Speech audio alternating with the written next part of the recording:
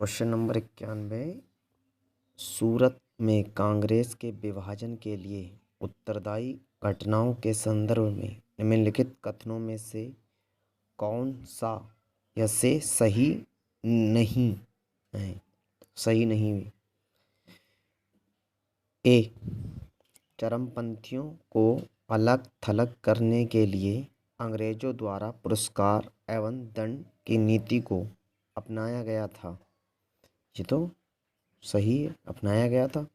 Option B, Lord Minto और John Morley ने 1906 की शुरुआत में विधान परिषदों में नए सुधारों की पेशकश की और नरमपंथी सरकार के साथ सहयोग करने के लिए सहमत हुए। ये भी सही है।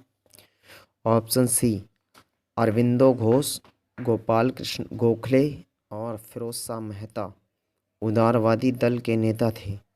ये गलत है।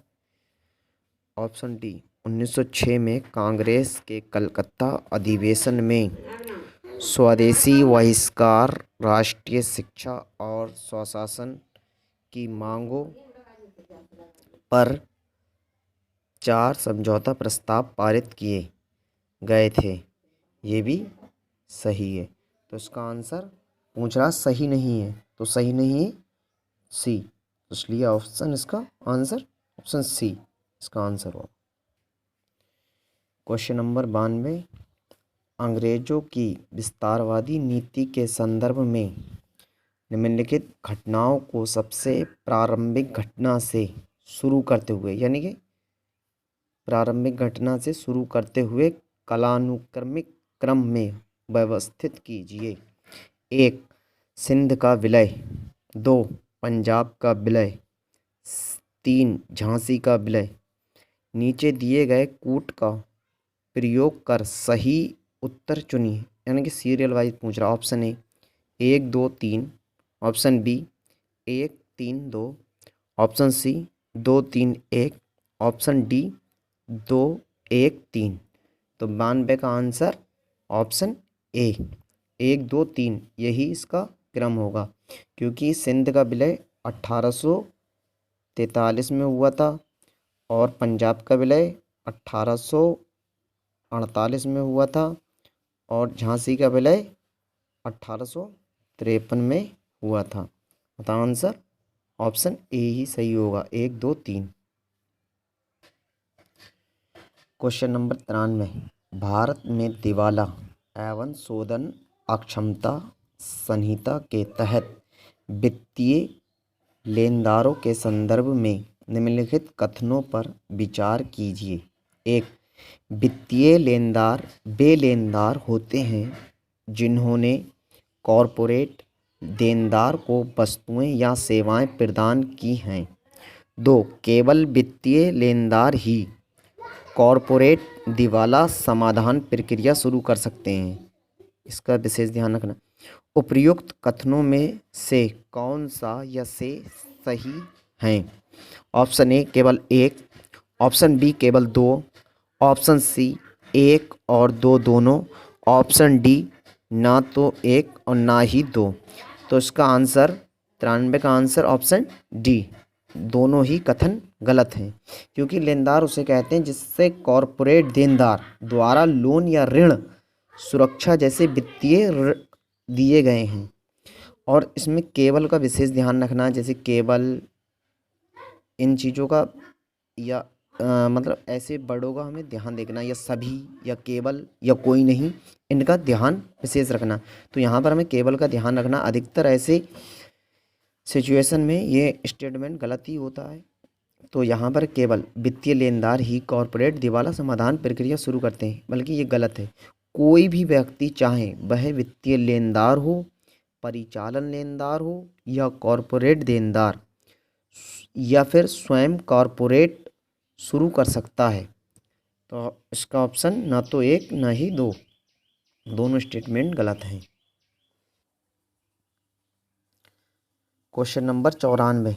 निम्नलिखित युग्मों पर विचार कीजिए। एक तरफ समाचार पत्र दिए गए हैं, उनसे संबंधित व्यक्ति दिए गए हैं। 1, हितवाद, सामने दिया गया गोपाल कृष्ण गोखले।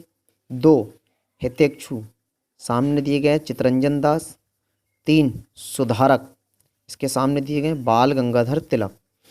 उपर्युक्त युग्मों में से कौन सा या से सही सुमेलित, पूछ रहा सही सुमेलित हैं या हैं।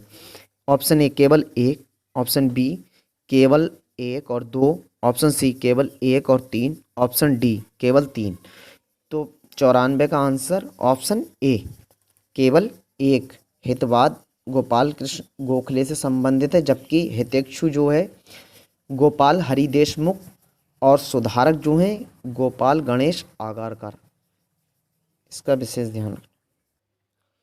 हाय गाइस, अगर आपने अभी तक हमारा चैनल सब्सक्राइब नहीं किया है तो अभी परवेज दिशा यूपीएससी सब्सक्राइब कर लीजिए। क्वेश्चन नंबर 95, भारतीय राष्ट्रीय कांग्रेस अधिवेशन आईएनसी के संदर्भ में निम्नलिखित कथनों पर विचार कीजिए। एक, कांग्रेस के पहले अधिवेशन 1885 में सुरेंद्रनाथ बनर्जी और बंगाल के अन्य नेताओं ने अपने दलों का भारतीय राष्ट्रीय कांग्रेस के दल के साथ विलय कर दिया। 2, वर्ष 1886 में कांग्रेस के कलकत्ता अधिवेशन की अध्यक्षता दादा भाई नौरोजी ने की थी। 3, कलकत्ता विश्वविद्यालय की पहली महिला स्नातक कादम्बिनी गांगुली ने वर्ष 1887 में कांग्रेस के तीसरे अधिवेशन को संबोधित किया था। उपर्युक्त कथनों में से कौन सा यस से सही है या हैं। ऑप्शन ए केवल एक और तीन, ऑप्शन बी केवल एक, ऑप्शन सी केवल दो, ऑप्शन डी केवल दो और तीन। तो 95 का आंसर ऑप्शन सी केवल दो। यहाँ पर सुरेंद्रनाथ बनर्जी पहले अधिवेशन में शामिल नहीं हुए थे, ये गलत हो जाएगा इस वजह से। और दूसरा तो ये सही है। और तीसरा कलकत्ता अधिवेशन जो कादम्बिनी गांगुली जो थी उन्होंने 1890 के अधिवेशन में किया था। वे 6वां कांग्रेस का अधिवेशन था, तीसरा अधिवेशन नहीं था। और यहाँ पर ये 87 नहीं होगा बल्कि 1890 होगा। क्वेश्चन नंबर 96, 1857 के विद्रोह के बाद सेना में किए गए परिवर्तन के संदर्भ में निम्नलिखित कथनों पर विचार कीजिए। 1, इसने कंपनी के यूरोपीय सैनिकों को क्राउन की सेवाओं के लिए स्थानांतरित कर दिया। 2, सेना में भारतीयों की तुलना में यूरोपीय सैनिकों का अनुपात बढ़ा दिया गया और बंगाल की सेना में भारतीय एवं यूरोपीय सैनिकों का अनुपात 1:2 कर दिया गया। 3, सेना और तोपखाना विभागों में सभी उच्च पद यूरोपीय लोगों के लिए आरक्षित थे। उपर्युक्त कथनों में से कौन सा या से सही हैं। ऑप्शन ए केवल एक, ऑप्शन बी केवल एक और तीन, ऑप्शन सी केवल दो और तीन, ऑप्शन डी 1, 2, 3। इसका आंसर ऑप्शन डी सही है। तीनों ही स्टेटमेंट सही हैं, अतः ऑप्शन डी। क्वेश्चन नंबर 97, 1942 के भारत छोड़ो आंदोलन के दौरान महिलाओं द्वारा अग्रणी भूमिका निभाई गई थी।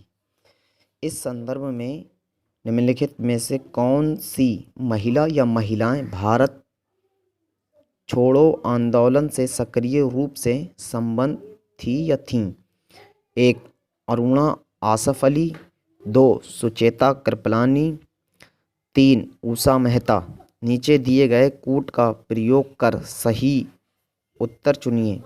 ऑप्शन ए केवल एक, ऑप्शन बी केवल एक और दो, ऑप्शन सी केवल दो और तीन, ऑप्शन डी 1, 2, 3। 97 में आंसर तीनों ही ये 1942 भारत छोड़ो आंदोलन से संबंध रखती हैं, अतः इसका आंसर ऑप्शन डी है। क्वेश्चन नंबर 98, दादा भाई नौरोजी के संदर्भ में निम्नलिखित कथनों पर विचार कीजिए। 1, उन्होंने वर्ष 1866 में लंदन में ईस्ट इंडिया एसोसिएशन का गठन किया। 2, वे 3 बार भारतीय राष्ट्रीय कांग्रेस के अध्यक्ष चुने गए। ऑप्शन 3, उन्होंने वर्ष 1904 में अंतर्राष्ट्रीय समाजवादी कांग्रेस में भाग लिया और पूर्ण स्वराज की मांग का प्रस्ताव रखा। उपर्युक्त कथनों में से कौन सा ये सही है? ऑप्शन ए केवल 2 और 3, ऑप्शन बी केवल 1, ऑप्शन सी केवल 1 और 2, ऑप्शन डी 1, 2 और 3। 98 का आंसर ऑप्शन सी केवल 1 और 2 ये सही है, तीसरा सही नहीं है। और इन्होंने 3 बार ये भी सही है और ये भी सही है। इन्होंने दादा भाई नौरोजी ने 3 अधिवेशनों में भाग अध्यक्षता की, एक 1886 में, एक 1886 वाले में, 1886 वाले में, और एक 1893 वाले में, और एक 1906 के अधिवेशन। इन 3 अधिवेशनों में दादा भाई नौरोजी ने अध्यक्षता की थी। क्वेश्चन नंबर 99, निम्नलिखित में से कौन से व्यक्तित्व 1920 के दशक में बंगाल क्षेत्र में उभरे एक क्रांतिकारी समूह चटगांव से संबंध थे? 1 सूर्य सेन, 2 प्रीतिलता वड्डेदार, 3 लोकनाथ बल, 4 कल्पना दत्त। नीचे दिए गए कूट का प्रयोग कर सही उत्तर चुनिए। ऑप्शन ए केवल 1, 2 और 3, ऑप्शन बी केवल 2, 3 और 4, ऑप्शन सी केवल 1 और 4, ऑप्शन डी 1, 2, 3 और 4। इसका आंसर ऑप्शन डी 1, 2, 3 और चारों इससे समूह में संबंधित थे। सूर्यसेन, अनंत सिंह, गणेश घोष, लोकनाथ बल, प्रीतिलता वड्डेदार, कल्पना दत्त, शांति घोष, सुनीति चंदेरी और बीना दास, ये सब लोग इससे चटगांव समूह से संबंध रखने वाले हैं। क्वेश्चन नंबर 100, हाल ही में सुर्खियों में रहने वाला INS उदयगिरी है? 1 ऑप्शन ए विमान वाहक, ऑप्शन बी पनडुब्बी रोधी टारपीडो और अनुसंधान वाहन, option C steel frigate, option D Scorpene श्रेणी की पनडुब्बी। इसका answer option C steel frigate है। INS उदयगिरी के बारे में थोड़ा जान लें। ये 17A फ्रिगेट श्रेणी का तीसरा जहाज है। अगर अभी तक आपने हमारा चैनल सब्सक्राइब नहीं किया है तो अभी यूट्यूब पर हमारा चैनल सब्सक्राइब कर लें। परवेज दिशा UPSC ये चैनल अभी सब्सक्राइब कर लें और बेल आइकन दबाना ना भूलें। अब हम आपके सामने कोई नया टॉपिक लेकर आएंगे। बताइए गाइस कौन सा टॉपिक लेकर आएं। धन्यवाद।